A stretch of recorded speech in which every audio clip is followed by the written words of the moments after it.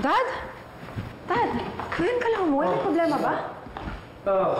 Si Betsy kasi nagtatampo daw eh. Kaya pinuntahan ko sa condo, papahinga daw. Wala naman siya dun. Okay, sige, akit muna ako. Oh, love! It's a good thing you're home. Saan ka galing? Ha? Saan ka galing? Wala, nagpalipas lang ako ng sama ng loob. Kaya ako nagpunta ng condo eh. Because I want to apologize. Hindi na ako tumuloy. Tama ba yung narinig ko? Magsasorry ka? Yeah. And if I offended you in any way, hindi ko sinasadya. Okay na. Pinapatawad na kita.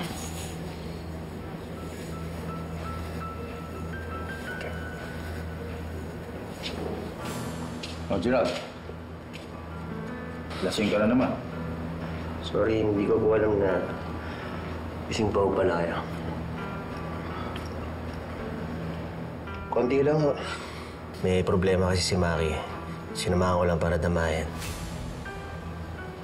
Inuwi ko na rin kasi lasing na ako eh. Hayaan mo na si Gerald. Boys will be boys nga, di ba? Tara na sa kwarto.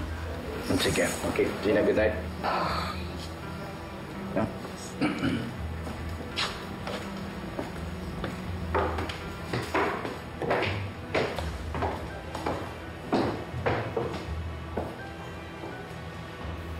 Pinahanda ko na yung guest room. Doon ka muna matulog.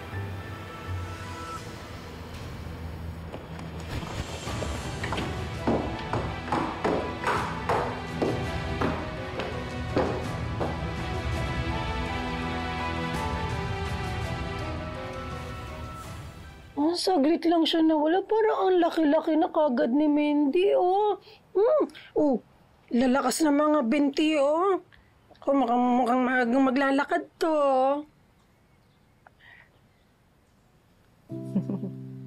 Nag-away kayo, no? Ha? Nabanggit ng konti sa akin si Gerald. Yung problema niyo sa trabaho na naka-apekto rin sa relasyon ninyo. Gina, alam kong hindi perpekto ang anak ko. Kaya kung meron kang gustong isumbong tungkol sa kanya, sige lang, naiintindihan ko.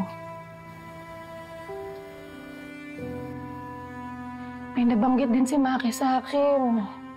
Nag-away daw kayo ni Gerald kasi hindi niya nasundo ito si Mindy. Hindi mo siya mapatawad? Hindi lang naman po yung problema namin eh. Pakiramdam ko kasi parang may hindi sinasabi si Gerald sa akin. Kinikim-kim lang niya. Kung ano man po yun, apektado po buong pagkatao niya. Pagkatao? Ngayon, lagi ko siyang galit eh. Sa akin, kay Daddy. Si Maki din, lagi niyang inaaway. Pero yung dahilan, hindi namin alam.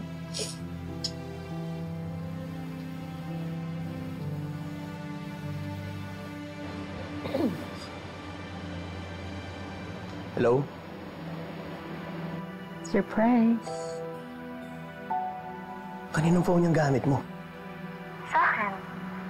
Bumili ako ng bagong phone para hindi matrace yung phone calls natin. Binilin din kita. Sanay na sanay ka. Hindi naman. Wais lang at maingat. Alam ko din naman, Hunay, na malaking stressor sa kanya si Daddy kasi lagi silang nag-aaway. Dahil ba anak ni Marcel si Gerald? Hindi po yun ang dahilan. May mga nagawa po kasi si Gerald na hindi lang talaga mapalampas ni Daddy. Sana hindi ulitin ni Gerald ang mga pagkakamali ng tatay niya. Minsan natatakot ako. Baka nagmana nga si Gerald kay Marcel. May ano po ibig sabihin? May mga kahinaan kasi si Maricel. Marupok. Madali magpadala sa emosyon. Sa tukso. Kaya nga siya nagkaroon ng ibang babae. Nagkaanak pa siya doon. Nanay, sigurado naman po ako. Hindi ganun si Gerald. Pero kailangan ko pa rin siyang makausap. Mali talaga ang ginawa niya. Asan bang asawa mo? Nalapin ko muna siya.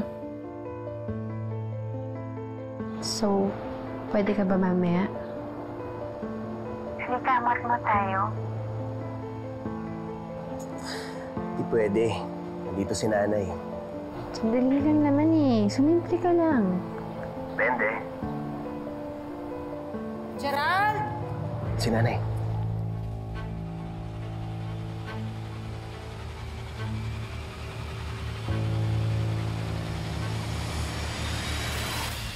Nay! Oh, ba't abot tayo ngayong ngiti mo? Sino ba yung kausap mo? Wala ho. Kaibigan lang. Gerald, mag-usap tayo. Bakit ho? Ano na naman sinumbong sa inyo ni Gina?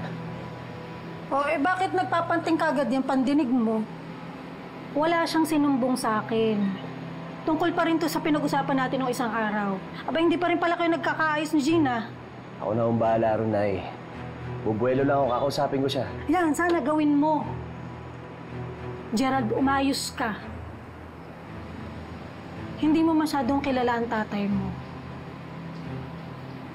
Anong sinasabi niyo, Nay? May malaki siyang kahinaan. Huwag mo siyang tularan.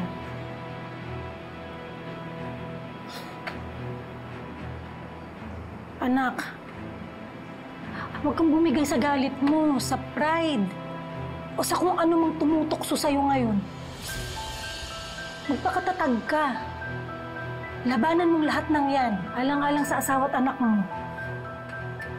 Nay, sana inisip niya rin nararamdaman ko. Nawalan akong kumpiyansa sa sarili dahil sa kanya eh.